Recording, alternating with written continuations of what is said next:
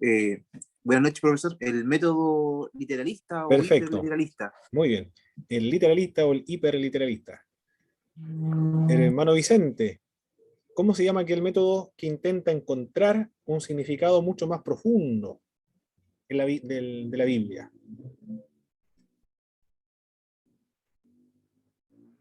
Más ¿No era espiritual. el alegórico? Ah, Perfecto, el método alegórico. Excelente. Hermana Ruth, ¿cómo se conoce aquel método que interpreta la Biblia de acuerdo al dogma que la Iglesia ha establecido?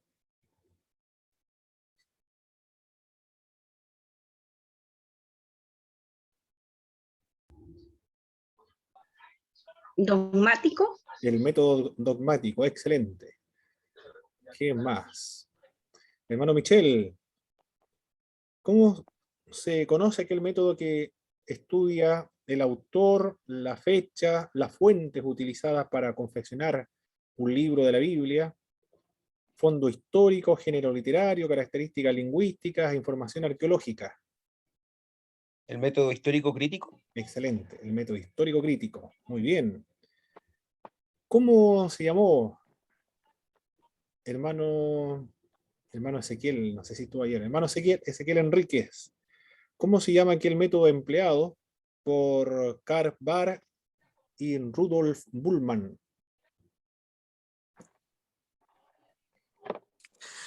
No, mi hermano, no estuve el día de ayer y no Ah, pude ver la clase de ayer. muy bien. Perdón. Ya, eres quién. El hermano Gastón.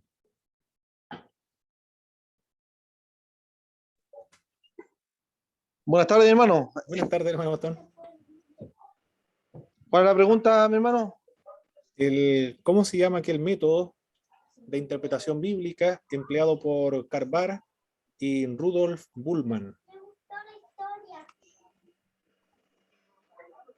No tengo esa. ¿Algún hermano? No he profundizado tanto el método. Muy bien.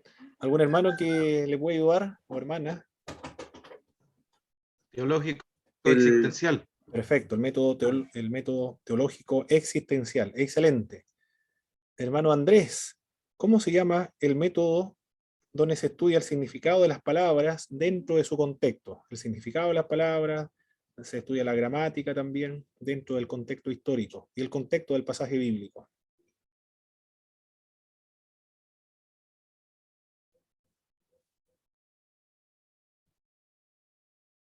Y se estudia los pasajes paralelos también. Nació en la escuela de Antioquía de Siria. El que lo forjó fue Teodoro de Mopsuestia. ¿Cómo se llama aquel método? Hermano Andrés Cárcamo, ¿me escuchará? Sí, que estaba hablando en cuanto a medio gramático histórico. Ese, perfecto. El método gramático histórico. Muy bien. Que Excelente. estaba hablando en mudo. Ah, muy bien, listo. Listo, Juan Andrés. Perfecto. ¿Qué más, hermana Belén? ¿De qué se trata la hermenéutica? Es el método de interpretación bíblica. Método de interpretación bíblica, muy bien. Es la parte teórica también que nos enseña los principios, las metodologías para interpretar la palabra de Dios. Hermano Didier, la exégesis. ¿Cuál es la idea de la exégesis? ¿De qué trata?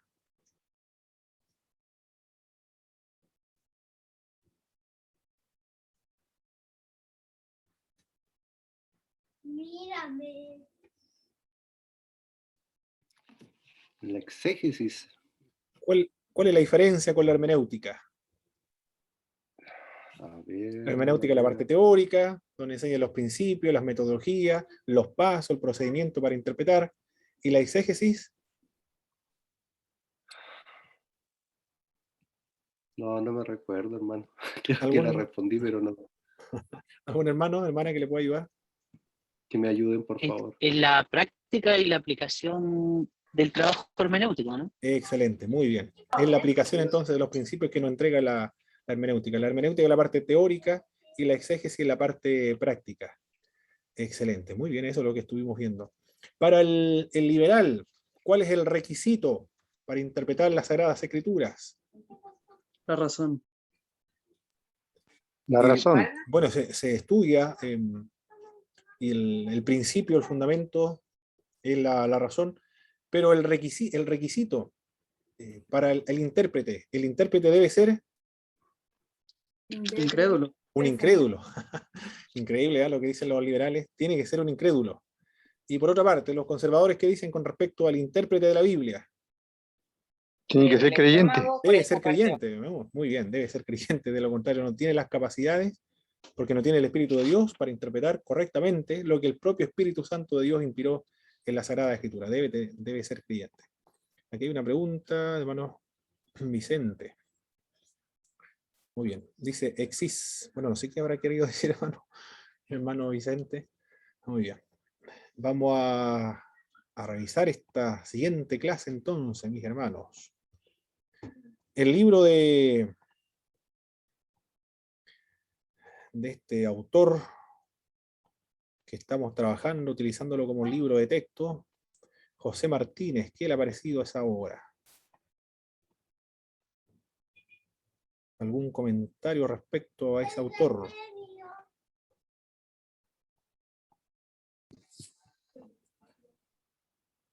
Muy práctico, profesor. Muy bien.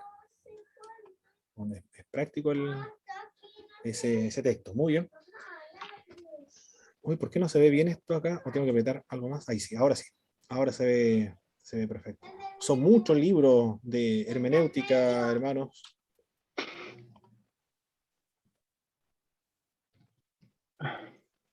Son muchos libros, ese es uno de los más pedagógicos que existe, más didáctico. Muy bien. Ahora vamos a trabajar con lo que señalan los grandes hermeneutas, los teóricos de la hermenéutica. Más bien estos son las de la hermenéutica filosófica. Hay varias hermenéuticas bíblicas, pero esta es la hermenéutica filosófica, los teóricos de la hermenéutica moderna. Estos autores como Paul Ricoeur o Gadamer, en todas partes se estudia, en todas las materias, en todas las disciplinas. Los que estudian Derecho, los que estudian literatura, arte, todos ellos tienen que leer estas obras de Gadamer y también de Paul Ricoeur. A donde se enseña la hermenéutica, Paul Ricoeur y Gadamer van a ser enseñados y van a ser lecturas obligatorias. Y también sirven aquellos métodos que ellos establecieron para nosotros los que estamos estudiando las Sagradas Escrituras. Estos autores hablaron acerca de la precomprensión y los prejuicios del intérprete. Los textos literarios son composiciones, o los textos, los documentos, son composiciones literarias, cuyos autores ya no podemos entrevistar porque están muertos. Pareciera que eso fuese un obstáculo para nosotros. Ya murieron hace bastante tiempo, por lo tanto no tenemos la posibilidad de ir a preguntarle al apóstol Pablo, por ejemplo, cuando dijo, hay alguien que lo detiene, no se manifestará hasta que el que lo detiene sea quitado a su vez. Y ustedes ya lo saben, los destinatarios de la carta a Tesalonicenses sabían quién era el que detenía a la manifestación del anticristo. Pero ya murió, y todos los destinatarios de la carta están muertos. Por lo tanto, no podemos ir a preguntarle qué quiso decir el apóstol Pablo cuando escribió ese pasaje bíblico. Y así ocurre con muchos otros pasajes oscuros donde no hay claridad acerca de qué quiso decir el autor cuando lo dijo. Por eso es que existen varias corrientes o varias confesiones y varias denominaciones cristianas, porque no hay seguridad acerca de lo que se dijo originalmente. Los principales teóricos de la hermenéutica son Hans-Georg Gadamer y Paul Ricoeur. ¿Qué dijo Gadamer? En su libro Verdad y Método señala lo siguiente. Esos son los libros, tiene dos textos. Y son muy caros, vale como 80, 90 mil pesos. Una vez quisiera comprarlo a la Verbo Divino, me voy a dar una vuelta. Cuando voy a Santiago siempre me voy a la Verbo Divino, recorro la librería en realidad. Cuando voy a Santiago voy a eso, a ver libros. Y ahí estaba, pregunté por el de Hans-Georg Gadamer. no, como 85, 90 mil pesos costaba el texto, muy, muy caro. Pero están en PDF. Así que lo imprimí en forma de libro, lo mandé a cortar y después lo mandé a empastar y quedó como libro original. Quedó tal cual como libro. Y este autor son leídos en todas partes del mundo. Dice lo siguiente: el proceso de la comprensión de un texto, el proceso de comprensión ideal recién se podría realizar, decían los teólogos del siglo XVIII, del año 1700, cuando el lector o lectora actual se hacía contemporáneo del autor histórico. Eso es lo que enseñaban los antiguos profesores de hermenéutica, los antiguos escritores de los libros de hermenéutica. Para poder interpretar la Sagrada Escritura, debían vaciar su entendimiento y tratar de ir a vivir al mundo del escritor bíblico.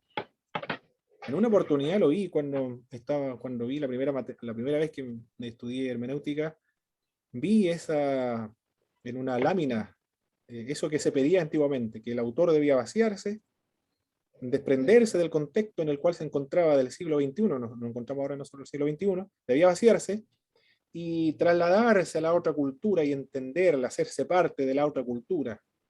Es una especie de pensar como el autor original del pasaje bíblico, tratar de entenderlo. Eso es lo que se enseñaba en aquella época, cuando el lector o lectora actual se hacía contemporáneo del autor histórico. Para comprender al profeta Isaías, el lector debía vaciarse y tratar de penetrar en la mente del profeta, y así reproducir lo que el autor original tenía en mente. Era una especie de ingresar a la mente, o lo que se pedía de parte del exégeta, por lo menos de aquella época, meterse en la mente del escritor bíblico. El prejuicio, o el preconcepto, y la distancia histórica no deben ser un obstáculo, dice Hans Georg Gadamer. No son un obstáculo, como antiguamente se enseñaba, anteriormente, antes de estos autores, se hablaba acerca del ser objetivo. Ellos dicen que la subjetividad, la precomprensión, el prejuicio no es un obstáculo que nos impide acceder al sentido original del autor cuando escribió algún texto, o cuando escribió el texto de la Biblia, para nosotros que queremos interpretar la Biblia. Sabemos que cada persona que lee un texto histórico lo hace desde su propio contexto,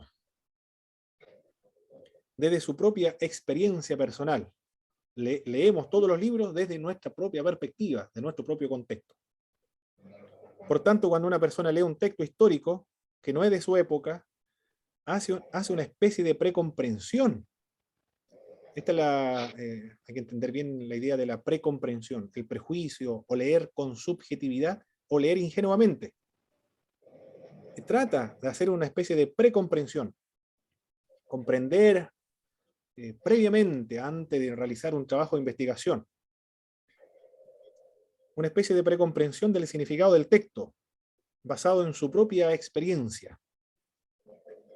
A esta precomprensión también se le puede llamar un prejuicio. Gadamer, el teórico de la hermenéutica filosófica moderna, dice que el prejuicio o el preconcepto es importante al momento de interpretar un texto. Se le llama prejuicio y no es un obstáculo, no es arbitrario, sino que es una técnica, una herramienta indispensable. Es la primera para poder interpretar un pasaje de cualquier texto.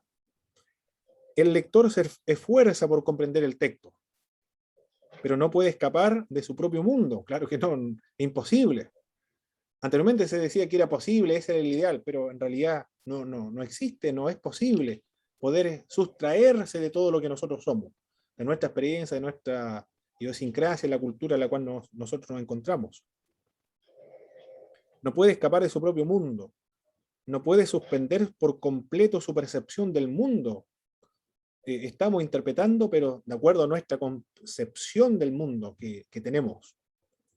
los valores, los valores y nuestras experiencias. Todo eso van incluido al momento de tratar de interpretar el texto. Es una ilusión de las ciencias históricas creer que es posible acercarse a la historia sin precomprensión. Eso es una ilusión. No es posible aquello. En la práctica no es posible llevarlo a cabo. Todos iniciamos la lectura de cualquier texto con los prejuicios, porque lo estamos leyendo desde nuestra propia experiencia y contexto. Es decir, objetivamente, no podemos leer ningún texto de manera objetiva. Por eso nadie puede decir, mi interpretación es mucho más objetiva que la de otro grupo de personas. Los liberales dicen que para poder interpretar la escritura tiene que ser un incrédulo para evitar la subjetividad, pero también ellos tienen eso, son subjetivos porque están leyendo la escritura desde sus propios prejuicios.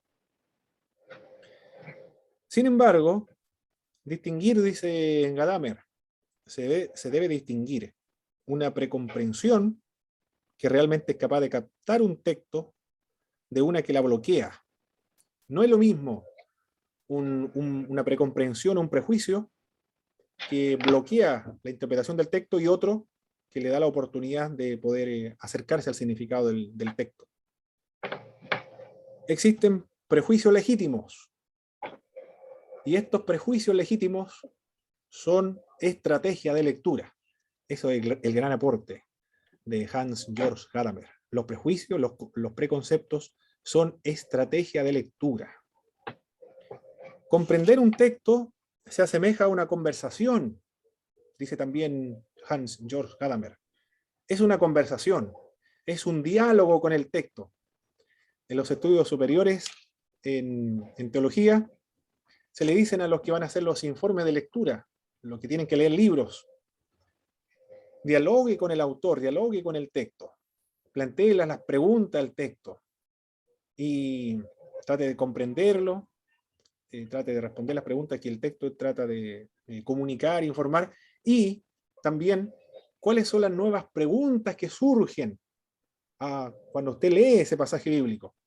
Porque el autor cuando lo escribió tenía un propósito, hay axiomas, hay presupuestos, hay intenciones, hay finalidades.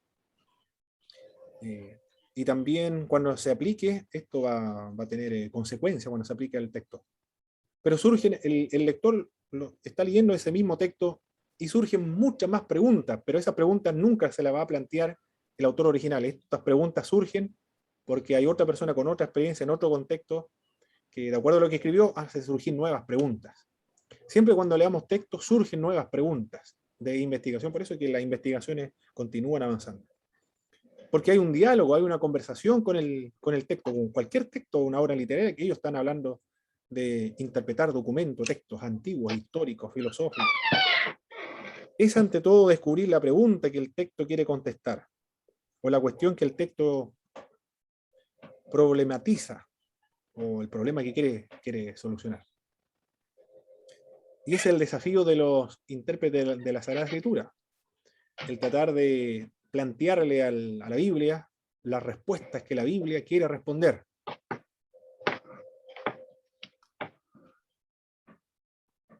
La hermenéutica. ¿Qué es lo que es la hermenéutica? Es la práctica de la explicación o interpretación de texto, dice Hans de Witte, en su libro muy importante de introducción a la hermenéutica. En la dispersión el texto es patria, un documento muy importante también de hermenéutica. Es la teoría que se ocupa de la pregunta ¿cómo es posible explicar y comprender textos históricos? Esa es la definición que da Hans de Witte del término hermenéutica. Otro, la lectura hermenéutica. Es la práctica exegética que no se queda en la construcción del significado histórico. Esto lo dice José Severino Croato, otro profesor argentino, muy importante también en el mundo de la hermenéutica, profesor de hermenéutica. La práctica exegética que no se queda en la reconstrucción del significado histórico del texto, sino que trata de abrir el texto, de ablandarlo, ablandar el texto, para que el lector o lectora moderna pueda hacer su propia actualización. Ahí termina, y de hecho todos los trabajos exegéticos. Primero hay una parte que tiene que ver con el autor, la fecha, los destinatarios, contexto histórico, político y geográfico, las delimitaciones del texto, la división del texto en los párrafos, después el significado de las palabras, luego hacer una interpretación, ponerle un título, la interpretación de ese pasaje bíblico, enriquecimiento de las conclusiones, y después del enriquecimiento de las conclusiones, es decir, comparar esa interpretación propia con lo que han dicho otros autores, y después la última parte es la aplicación, cómo se aplica ese pasaje bíblico al contexto en el cual nosotros nos encontramos ahora. Eso es lo que quiere decir acá José Severino Croato. La tarea exegética es ablandar el texto, abrir el texto, para que el lector moderno pueda hacer su actualización. El texto debe ser actualizado, interpretado, aplicado a nuestra vida de hoy. No es suficiente saber lo que quiso decir Isaías a sus contemporáneos. El trabajo exegético es que lo mismo que dijo Isaías pueda ser aplicado en la época en la cual nosotros nos encontramos hoy.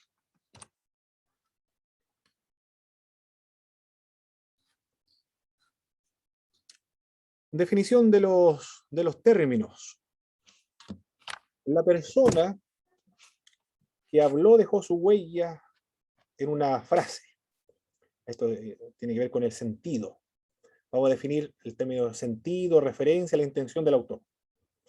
El sentido en una frase, en un discurso, él o la que ha hablado, ha formulado lo que quiso decir, ha entregado un mensaje. El sentido es, ha entregado o ha dado a conocer un mensaje. La compuso como una obra. Eligió las palabras esa persona. La forma gramatical también fue escogida. El tono en el cual registra el pasaje bíblico, todo eso fueron escogidos por el autor. Pero en la Biblia, el autor es libre para escoger las palabras, el tono, la gramática, el temperamento se encuentra ahí también del autor bíblico. Pero la diferencia con los otros autores es que en la Biblia el Espíritu de Dios está supervisando, controlando, guiando para que el escritor escriba tal cual como el Espíritu de Dios quiere que quede registrado. Y usando la idiosincrasia, el temperamento, la personalidad del escritor. Por eso que escriben diferente uno y otro. Amós escribe de un modo, Miqueas escribe de otro modo, Isaías es más pulcro, más pulido, más fino, más rico en las imágenes, metáforas. Pero Amós es un campesino, un hombre que habla muy, muy en rudo. Para referirse a las samaritanas de la aristocracia, las vacas gordas de Basán, que comen pasto y no dejan comer a las otras vacas más flacas, se refiere a las mujeres de Samaria, que viene la extrema pobreza. Pero Isaías escribe de otro modo mucho más elegante, más pulcro. Ahí vemos distintas personalidades y tonos en los cuales se escribe. Paul Ricoeur dice: la frase, una vez creada, se independizó del autor, ganó su autonomía semántica. No hay otro lugar donde es posible encontrar el mensaje del que habla, más que en aquella frase. Se ha independizado. Me gusta lo que dice este autor Paul Ricoeur. Una vez que el autor murió, su obra se independizó del autor. Pero no solamente eso, sino que cuando termina su obra y la publica, la obra se ha independizado del autor. Sucedió con un libro, a modo de ejemplo, pero esto ocurre con todos los libros, incluso con los textos bíblicos. En la obra de... ¿Cómo se llama el libro de Mario Vargas Llosa? La ciudad y los perros. Es el título de uno de los primeros libros de Mario Vargas Llosa, La ciudad y los perros. Está ambientado en en un colegio, Leoncio Prado se llama el colegio militar, premilitar. Hay un crimen. No dice Mario Vargas Llosa quién mató a ese hombre, a un joven. No lo señala. Pero los lectores y los que interpretan la obra de Mario Vargas Llosa dijeron quién fue y dieron las razones también por las cuales fue asesinado. Y Mario Vargas Llosa nunca se le pasó por la mente una interpretación, el finalizar su libro de esa manera. Y él dice en un momento que le gustó tanto ese final que dio a alguien por ahí, que dio su aprobación y con esa postura él escribió, que no es de él, de otra persona terminó ese libro, esa parte del libro, una vez que ya fue escrito. Cuando la obra se publica, se independiza del autor. La frase se conecta con el mundo exterior, el mundo extralingüístico. La frase se dirige, se refiere al mundo real histórico. La frase tiene una referencia. La referencia, por tanto, es a través de una frase o alguien dice algo sobre alguna cosa. A través de la frase alguien comienza a referirse de algo que se encuentra fuera de la frase. A eso se refiere la referencia. Se está refiriendo a algo. La intención del autor, lo que puede parecer una gran desventaja en el proceso de comprensión, es decir, que ya no es posible pedir explicación a la persona que habla. Es en realidad una gran ganancia, sostiene Paul Ricoeur. No se pierde cuando el autor murió, más bien se gana para los lectores. Cuando el autor ya no está presente, el texto se libera del autor. El texto, una vez muerto el autor, queda libre de su presencia y puede desplegarse su plena autonomía hacia un nuevo público. Toda persona que sabe leer puede leer ese libro y lo interpreta de acuerdo al contexto en el cual se encuentra. Cualquier persona que haya publicado alguna vez un texto sabe por experiencia que sus lectores o lectoras sacan mensaje del texto, que el autor o la autora nunca pretendió que aparecieran y que ni siquiera ha visto en el texto. Isaías, por ejemplo, cuando describe aquí la Virgen, concebirá y dará a luz un hijo y llamará su nombre Manuel, que significa Dios con nosotros. Eso es la evidencia para el profeta Isaías de que Dios va a liberar a su pueblo de las conquistas militares de naciones extranjeras. Eso entiende el profeta Isaías. Así lo ve él. Y eso es lo que efectivamente profetiza y se cumplió en su época. Pero cuando viene Mateo, emplea el mismo pasaje del profeta Isaías. De aquí la Virgen concebirá, dará a luz un hijo y llamará su nombre Emmanuel, que significa Dios con nosotros.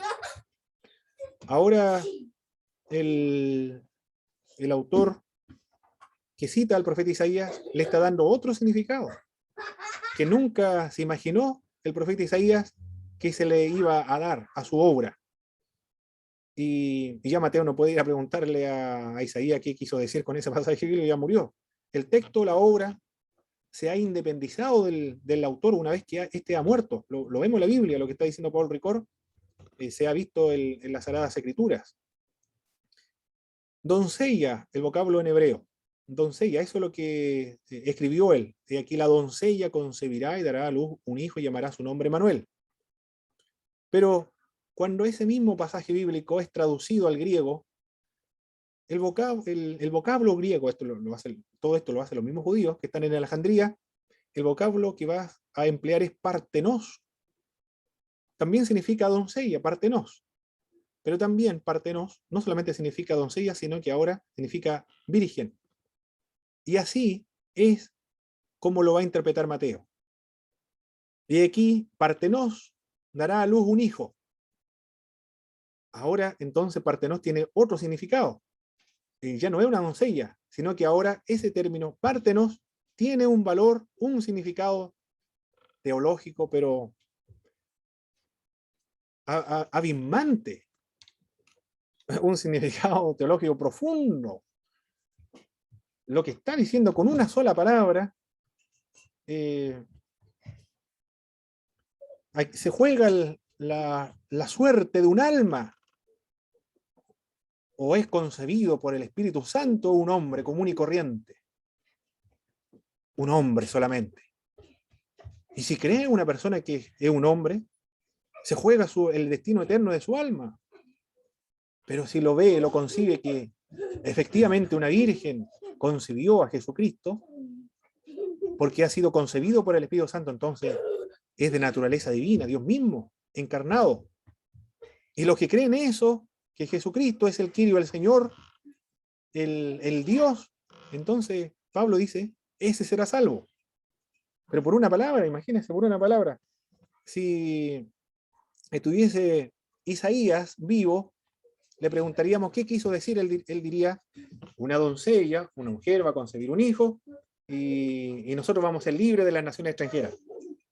Pero como ya está muerto Isaías, ahora el autor sagrado lo utiliza utilizando una traducción que es la Septuaginta, Partenos. La Virgen concebirá y dará a luz un hijo y llamará su nombre Emmanuel, que significa Dios con nosotros, incluso el nombre. Pero está usando el texto de Isaías. Ese es uno de los tantos ejemplos, hay muchos más ejemplos, para indicar que una vez que el autor ha muerto, el texto se ha independizado de la obra. A nosotros nos asegura que Mateo no está cometiendo un error, porque Mateo está siendo utilizado por el Espíritu Santo de Dios para poder registrar aquel pasaje bíblico del profeta Isaías. Ellos están libres de cometer errores. Nosotros, recuerden lo que respondieron en la tarea número 1, debemos abandonar la pretensión de la infalibilidad. Nosotros podemos cometer error al momento de la interpretación. Un texto literario es siempre capaz más que la intención de su autor o autora. Mientras que la situación de diálogo es fugaz y pasajera, el texto escrito se abre hacia adelante, hacia un público universal de diferentes épocas y diferentes contextos. Otro pasaje bíblico de Jesucristo, por ejemplo, que lo deja registrado un evangelio. Nadie tiene mayor amor que aquel que da su vida por sus amigos. En Juan parece que se encuentra esa frase. ¿Qué quiso decir el escritor sagrado cuando registra esa frase? Que Cristo demuestra su amor muriendo por toda la humanidad, por todos los creyentes, lo que van a creer. Así ha demostrado su amor, para salvarlo del pecado, de la muerte, de la condenación, del infierno. Pero ese mismo pasaje, leyéndolo en otro contexto, en otra situación en la cual nosotros nos encontramos, su aplicación es diferente. En el contexto moderno en el cual nosotros nos encontramos acerca de la donación de órganos, por ejemplo, o la transfusión de sangre. La sangre vida, simboliza la vida. Entonces, ¿por qué no podemos donar sangre? Si no hay mayor amor que aquel que da su vida por sus amigos. Entonces es una manifestación de amor cuando el creyente da sangre. O la donación de órganos también. ¿Por qué se podría estar en desacuerdo un creyente? Si cuando se da la posibilidad que nuestro cuerpo sirva para dar vida a otro ser humano, estamos manifestando, demostrando nuestro amor hacia otro. ¿Qué base escrituraria estamos utilizando? La Sagrada Escritura. Nadie tiene mayor amor que otro. Pero eso es una aplicación diferente, que el autor nunca se le pasó por la mente, que iba a ser usado esa porción de su escrito para aplicarlo en otra situación que él nunca pensó. Porque es de otra época, ¿no? En esa época no se estaba discutiendo temas científicos modernos, o los avances de la ciencia médica, como la transfusión de sangre, o la donación de órganos, por ejemplo. Muy bien. Esa es la intención del autor.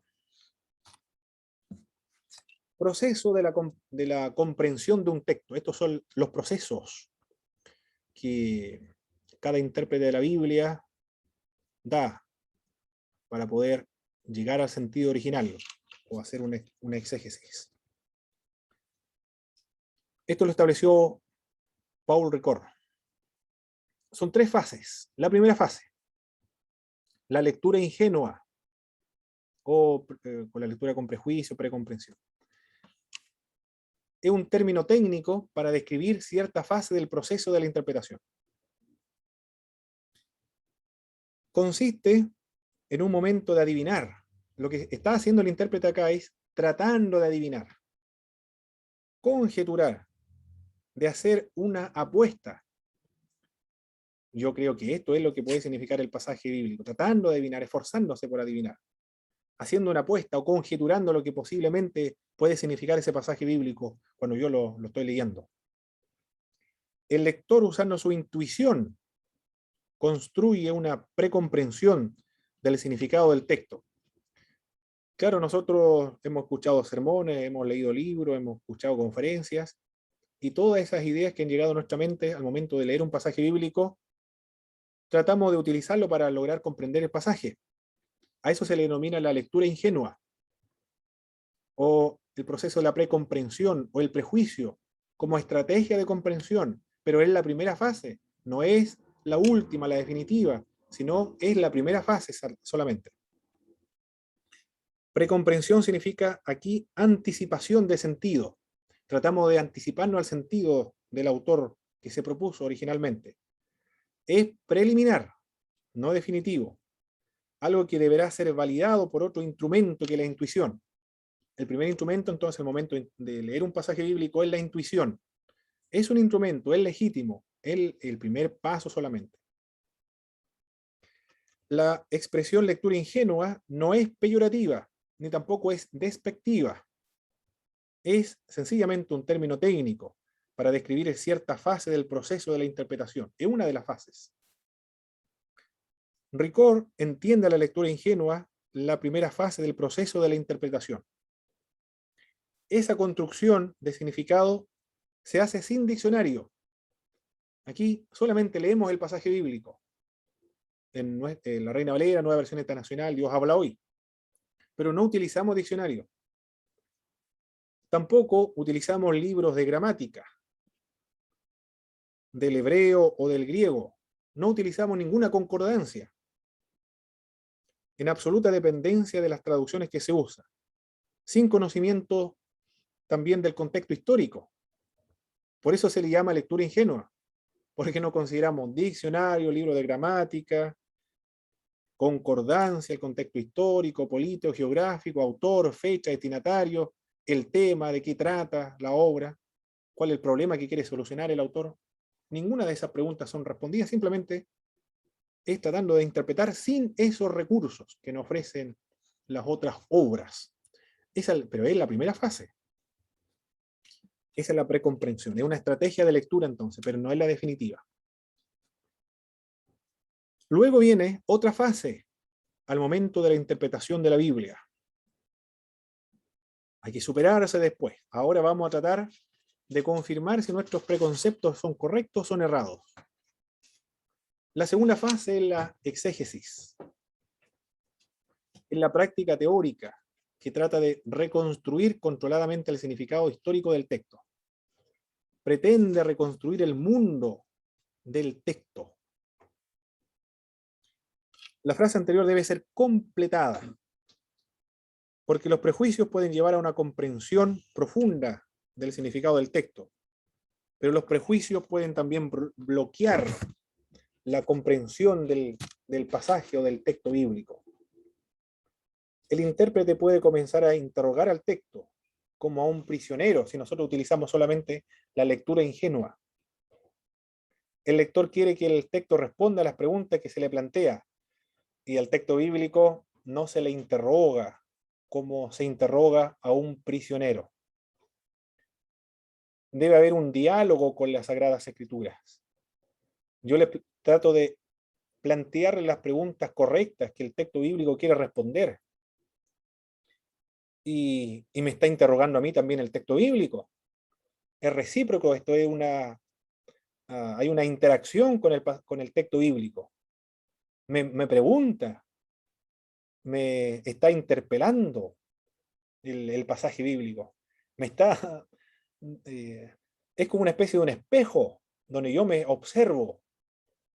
Pero también el texto bíblico me está describiendo la realidad en la cual yo me encuentro ahora. Me está descubriendo y me está tratando de pidiendo que yo le dé una respuesta a ese pasaje bíblico. Ya ahí estamos en otra situación. Ahora tenemos un diálogo con el pasaje bíblico, pero no lo estoy interrogando como se interroga a un prisionero tratando de sacarle el texto bíblico lo que yo quiero que diga. Se puede hacer eso, pero ya no vamos a extraer del pasaje bíblico el sentido original del texto, sino que vamos a hacer un trabajo de eisegesis. Yo voy a poner dentro del pasaje bíblico mi propia opinión y con eso me quedo. No sigo investigando más allá. Se puede hacer y de hecho se realiza esos trabajos de eisegesis. Se interroga el texto simplemente, pero no hay un diálogo con este. La otra fase es la fase del saber comprensivo. Esta es la tercera fase entonces en la interpretación o del trabajo exegético. La fase anterior debe ser complementada. Es la comprensión del texto que pasó por un proceso de validación. A eso se le denomina la exégesis. El texto ha pasado por un proceso de validación. Es la fase en la cual, según la hermenéutica moderna, culmina el proceso de interpretación. Es la recontextualización del texto antiguo. Y culmina ahora en la actualización del texto en el mundo histórico del intérprete y también de su comunidad. El texto ilumina ahora un momento histórico, no visto por el autor. Es decir, está iluminando ahora el texto bíblico la realidad en la cual yo me encuentro, de la sociedad del mundo del siglo XXI, de mi país ahora, de acá del sur de Chile. Eso el autor nunca se le pasó por la mente que el texto bíblico iba a ser aplicado, jamás. Es otra realidad que el autor nunca lo vio, porque vive en otra época, 3.500 años antes de Jesucristo, 2.000 años antes de nosotros. O sea, 1.500 años antes de Cristo, 3.500 años antes de nosotros. Pero ese texto bíblico nos está iluminando a nosotros ahora, en la situación en la cual nosotros nos encontramos. El texto llama ahora a una práctica nunca prevista por la comunidad que interpretó por primera vez ese pasaje bíblico. El texto y su mensaje se encarna en la vida social. Ese texto bíblico que fue escrito hace 2.000 años atrás, ahora se encarna en la vida social de la cual nosotros nos encontramos, en la vida política y en la vida religiosa de la persona que la está interpretando. Nuestro contexto político, social, económico, eclesiástico, doctrinal, de iglesia, de comunidad en la cual nosotros nos encontramos, es iluminada por el pasaje bíblico. Y ahora nos está pidiendo una respuesta. ¿Qué vamos a hacer con lo que escribió ese autor? Debemos aplicarlo, pero aplicarlo en el contexto en el cual nosotros nos encontramos ahora. El texto y su mensaje se encarnan entonces en esta vida social, política, religiosa. Se comienza a llevar a la práctica, se comienza a llevar a la vida entonces, a practicar el pasaje bíblico. Esa es la tarea de la exégesis, la actualización, la reconstrucción o la recontextualización. Lo que se dijo allá se aplique al mundo de hoy, pero respetando el sentido original, por supuesto, cuando se escribió originalmente. Esa es la tarea de la exégesis, que el pasaje bíblico se aplique, se practique, se encarne en la comunidad en la cual se encuentra el intérprete de la Sagrada Escritura ahora. Y toda la exégesis, la última parte de la exégesis, le pide eso a los exégetas, que aplique el pasaje bíblico en la situación en la cual nosotros nos encontramos. Ahí culmina el proceso de la exégesis. Esa es la última parte, la más importante también. Porque si vamos a hacer un trabajo de exégesis, tiene la finalidad de que se ponga en práctica lo que vamos a estudiar. Bien. Eso es lo que dicen Paul Ricoeur, Gadamer y Hans de Witte y José Severino Croato. En cuanto, esta es la parte teórica de la hermenéutica y de la exégesis. Ahora ya vamos a pasar a la otra parte, a conocer los géneros literario de las Sagradas Escrituras. ¿Alguna pregunta, mis estimados hermanos, de lo que estuvimos viendo ahora? Y lo que, o algún aporte de lo que estuvieron leyendo en su libro de texto también, para pasar a hablar ahora de los géneros literarios de la Biblia.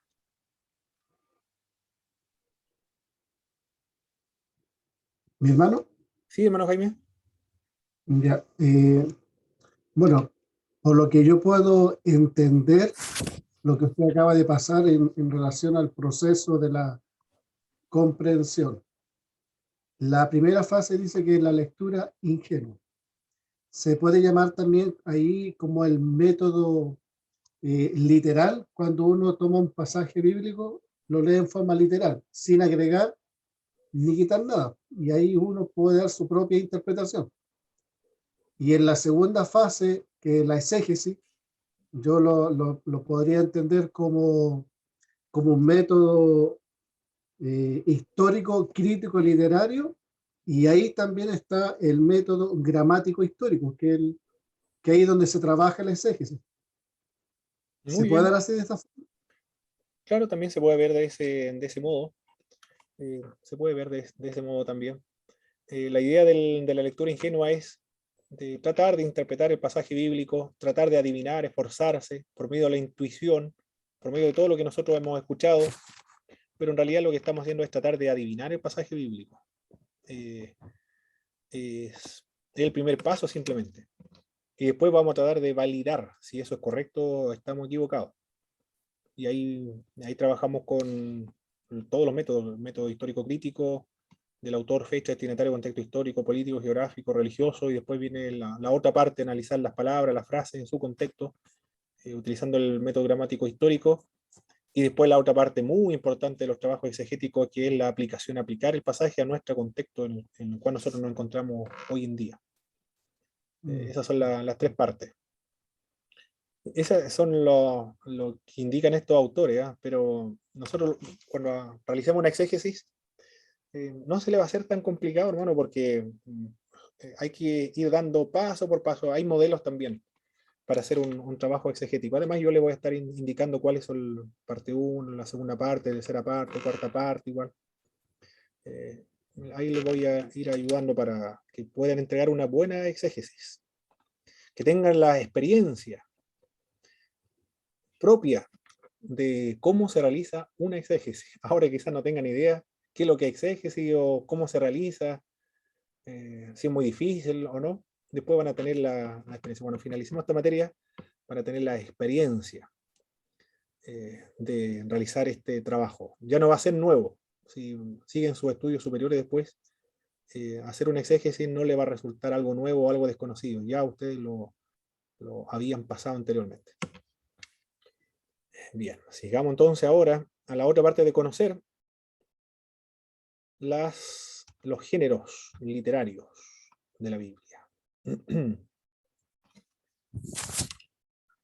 Para poder interpretar un pasaje bíblico, se debe conocer el género al cual pertenece. Hay géneros narrativos, legislativos, géneros poéticos, géneros proféticos, géneros biográficos o de los evangelios históricos. Hay género epistolar, género apocalíptico. Cada uno de estos géneros se debe interpretar según su género. No se interpreta del mismo modo las narraciones, el texto narrativo, como se interpreta el texto epistolar, es diferente el procedimiento. No se interpreta el género poético como se interpreta el género narrativo, son diferentes, el género legislativo también, o el biográfico en el caso de los sinópticos, es muy distinto. Cada género demanda un procedimiento de interpretación diferente.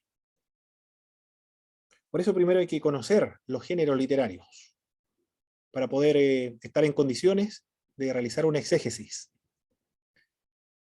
El primer tipo de literatura con el cual vamos a trabajar ahora es el género narrativo.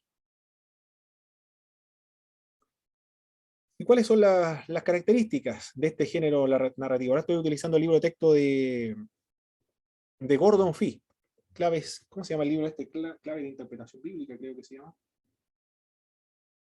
No, la lectura eficaz de la Biblia, ese es el libro. Aquí lo tienen ustedes. Ustedes lo tienen, se lo envía a sus correos para hacer algunas tareas. Este es el texto. Lo que van a escuchar ahora son apuntes de este texto. Las narraciones tienen varias características. Entre ellas son relatos. Las narraciones son relatos.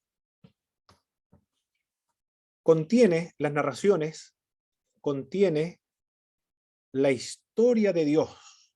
Dios es el que se revela en estas páginas. Está hablando acerca de Dios. Muy importante y con frecuencia compleja. Es una historia real. Así lo vemos, lo que somos conservadores. Es una historia real. No es un invento. Como alguien dijo, el libro de Jonás, por ejemplo. ¿Qué es lo que es el libro de Jonás para los liberales o los racionalistas? El libro de Jonás es una obra ficticia, es una novela histórica, una novela, una ficción escrita con la finalidad de reprocharle la incredulidad, la infidelidad del pueblo de Israel al compararlo con otras naciones y llamar al pueblo al arrepentimiento. Pero para el racionalismo, el liberalismo, la obra de Jonás es una obra ficticia, una novela histórica, simplemente. Las narraciones, para lo que son de la línea más conservadora, las narraciones son hechos históricos reales. Su propósito es mostrar a Dios en acción en su creación. Dios se revela, se muestra en la creación. Y se muestra por medio de su pueblo, actuando por medio de su pueblo y en su pueblo, a favor de su pueblo. Las narraciones de la Biblia, las narraciones bíblicas, glorifican a Dios, tratan de exaltar a Dios. La intención por la cual fue escrito las narraciones históricas es que el lector sea extasiado, maravillado, quede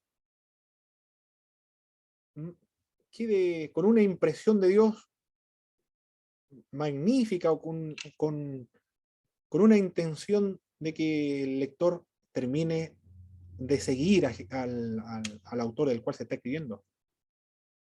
Que se produzca la fe, la adoración, la entrega, el compromiso con la persona del cual se está escribiendo.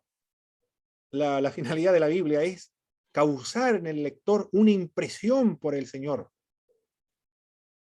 Son obras, ¿cómo le podríamos denominar los que escribían estos panfletos del comunismo, de propaganda? Sí, así lo podemos, no en el sentido negativo, pero estos escritos fueron redactados con la finalidad de que la gente adore y se entregue su vida, se entregue al servicio, al seguimiento del cual se está escribiendo de Jehová, de Dios en el Antiguo Testamento, en el Nuevo Testamento de Jesucristo. Las finalidades son evangelísticas, los evangelios son evangelísticos. Al leer el pasaje de la Biblia, el lector quede maravillado con Jesucristo, quede sorprendido, y se despierte y se active la fe. Claro, la fe viene por el oír y oír la palabra de Dios. Mientras más escuchemos de Jesús y las narraciones acerca de Jesús, más posibilidades existe de que la fe se despierte en el incrédulo.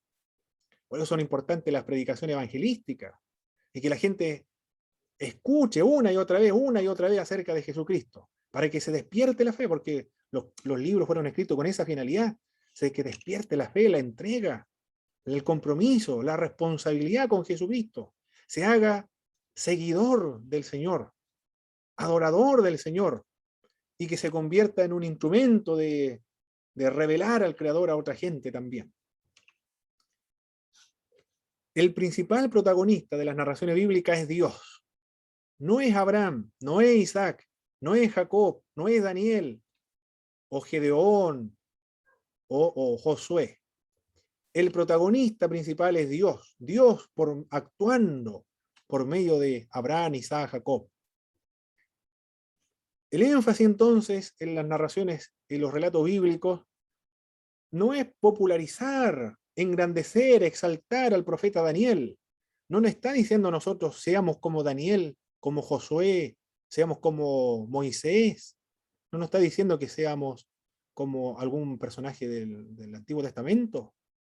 Nos está diciendo que seamos fieles al Señor, a los mandamientos del Señor, que sigamos al Señor. Eso es lo que nos está diciendo el pasaje bíblico. Es exaltar al Señor. Él debe ser exaltado, pero ningún personaje de la Biblia, puesto que todo esto son instrumentos de Dios. Dios actúa por medio de Daniel y de los otros autores.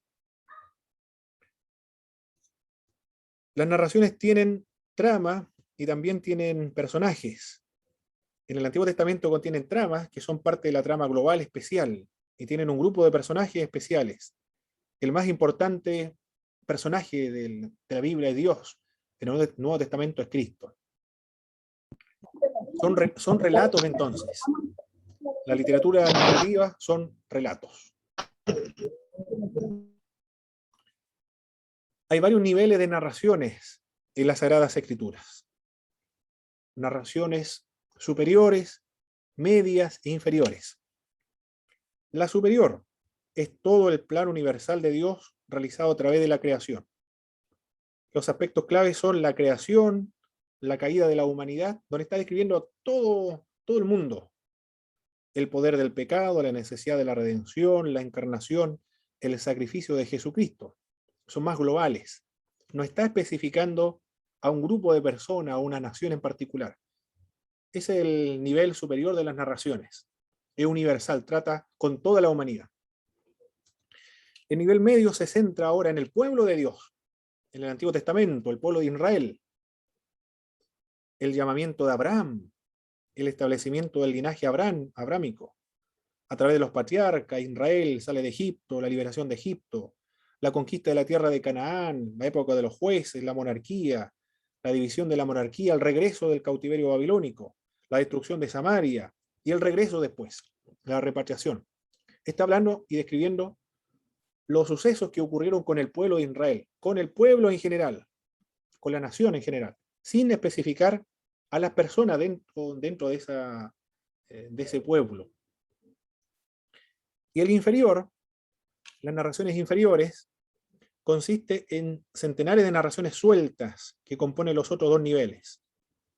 Cuando comienza a especificarse ahora, hablar acerca de José, de Gedeón, de David, de Saúl, entre otros. Esas son las narraciones inferiores, pero que están compuestas dentro de la media y la superior.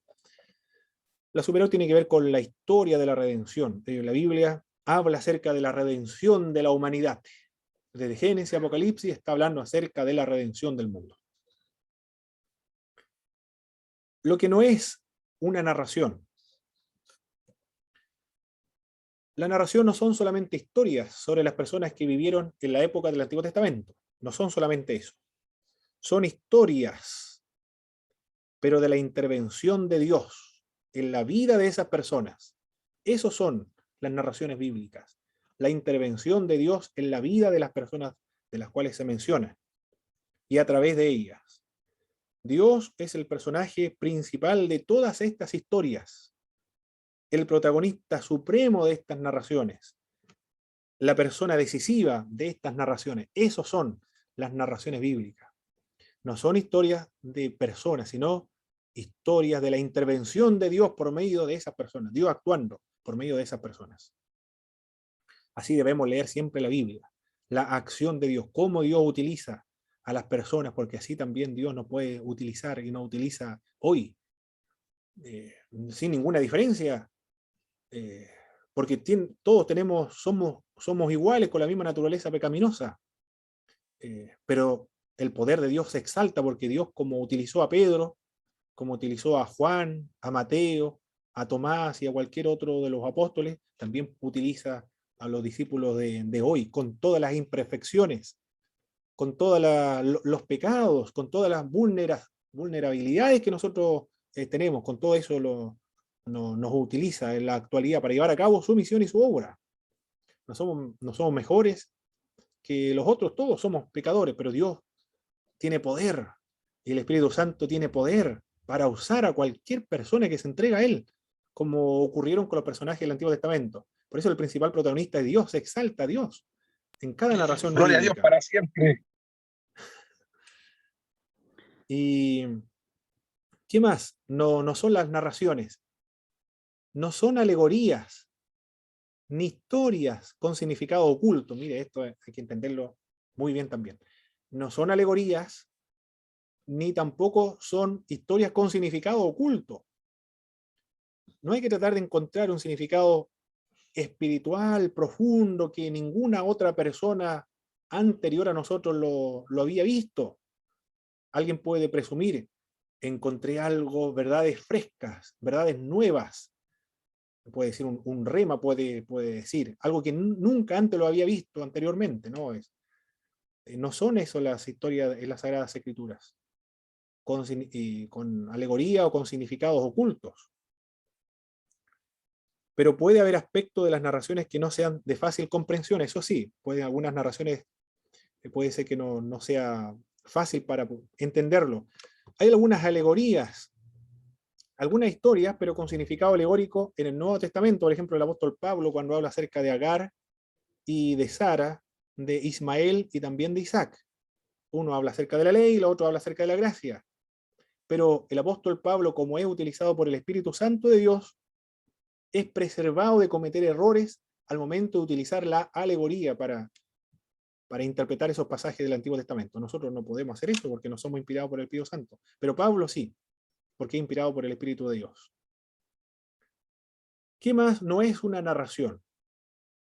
No siempre enseñan directamente. A menudo ejemplifican lo que enseña directa y categóricamente en otro lugar. Ejemplo, el pecado de David con Betsabé, el pecado del adulterio de David con Betsabé. Samuel no nos dice que David cometió ese pecado explícitamente, claramente. No lo dice, tampoco dice que es pecado aquello. El asesinato no lo dice explícitamente. Después viene el profeta y le menciona lo que ha hecho. No se afirma explícitamente que el pecado de David fue directamente el adulterio y el asesinato. Aquí el dato está implícito. Pero ¿dónde se enseña que el adulterio y el asesinato son pecados de manera explícita, clara, concretamente? En el Éxodo, en los 10 mandamientos, el asesinato, no matarás, no cometerás adulterio. Ahí sí se enseña claramente. Pero en las narraciones de David no se menciona, pero está implícitamente la idea. Eso es lo que significa esta parte. No siempre enseñan directamente. No es imprescindible que cada una de las narraciones tenga que tener su propia aplicación moral. Pueden existir varios episodios o narraciones en una porción extensa de la Escritura que tienen un sentido en común. Por ejemplo, las narraciones en el libro de los Jueces, varias narraciones, pero que ilustran la situación en aquel periodo donde cada uno hacía lo que bien le parecía porque no había rey en Israel. No todos tienen su aplicación moral, no todas las historias. En el libro de los Jueces nos dice que primero Dios los prosperaba, ellos se rebelaban contra el Señor, se iban tras los ídolos, Dios los castigaba cuando oraban, Dios le enviaba un libertador, un juez, y luego los restauraba, los liberaba. Y después moría la generación, volvían a pecar nuevamente, y así el ciclo constante, por 200 años tuvieron esa situación. No siempre entonces se extraen algunas enseñanzas morales de las narraciones bíblicas, como podemos ver ahí, y tantos otros también. No nos dice directamente la aplicación moral. No es tan implícita, sin embargo. Muy bien, esas son las características de las narraciones bíblicas. Características de las narraciones. La próxima semana continuamos con otro tipo de géneros literarios de la escritura. Muy bien, ahora vamos a dar un repaso de lo que hemos visto. ¿Qué dice Hans de Witt con respecto a la hermenéutica. ¿Cómo define Hans de Witte la hermenéutica? La teoría que se ocupa de la pregunta. Bueno, no lo vimos muy bien eso de la pregunta, ¿cómo es posible explicar y comprender textos históricos? Esa es la pregunta que él quiere resolver. ¿Cómo se puede explicar y comprender textos históricos? La lectura hermenéutica. ¿A qué se refiere la lectura hermenéutica? En la práctica exegética, que no se queda en la construcción del significado histórico del texto, sino que quiere hacer una aplicación para los contemporáneos. ¿Cuál es la primera fase de la comprensión de los textos? Son 3 fases. ¿Cuál es la primera? Lectura ingenua. Lectura ingenua. Muy bien, la lectura Lectura ingenua. ingenua. Perfecto, y después hay otra lectura, o otra fase, La exégesis la exégesis, muy bien, que tiene la finalidad de validar mi y el saber mi comprensivo. precomprensión o mi prejuicio. Ahí sí se utilizan diccionarios, gramática, libro de historia, contexto histórico, político, religioso, entre otros, análisis de las palabras también. Pero hay otra fase muy importante también dentro de la comprensión de los textos. ¿Cuál es esa? El saber comprensivo. El saber comprensivo, muy bien. ¿En qué consiste el saber comprensivo?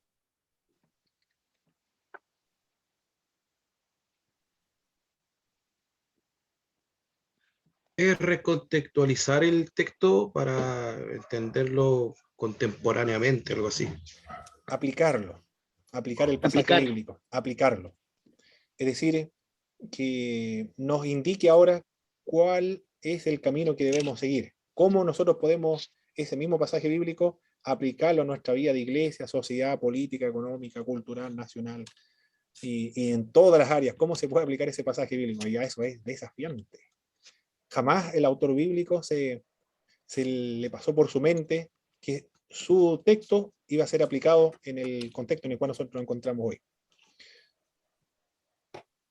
¿Qué son las narraciones, hermanos? ¿En qué consisten las narraciones? Historia de Dios, historia real. Muy bien. El principal protagonista de las narraciones bíblicas Es Dios. es Dios. Muy bien. Causar la impresión Es del Señor Dios. con el Señor. Es Dios, eso es. Principal protagonista de Dios. Dios actuando por medio de Abraham, Isaac, Jacob. Pero ellos no son protagonistas secundarios, no son relevantes. Es Dios actuando por medio de ellos. ¿Cuáles son los niveles de narraciones? Superior, medio e Superior. inferior. Muy bien, cuando nos habla, por ejemplo, de David, de Saúl, nos habla de quién más, de Agar, de Sara, nos habla de Amós, por ejemplo. ¿Qué nivel es Nivel ese? inferior. Inferior, muy bien. Nivel Cuando, inferior. cuando nos está hablando acerca de Israel saliendo de la esclavitud de Egipto y conquistando la tierra de Canaán, el periodo de los jueces. Nivel El medio. medio. Muy bien, cuando nos habla acerca de la expiación, redención, la creación de la humanidad, la venida de Jesucristo a gobernar por 1000 años sobre la tierra. Superior. Perfecto, muy bien. Esos son los niveles de narraciones en las Sagradas Escrituras.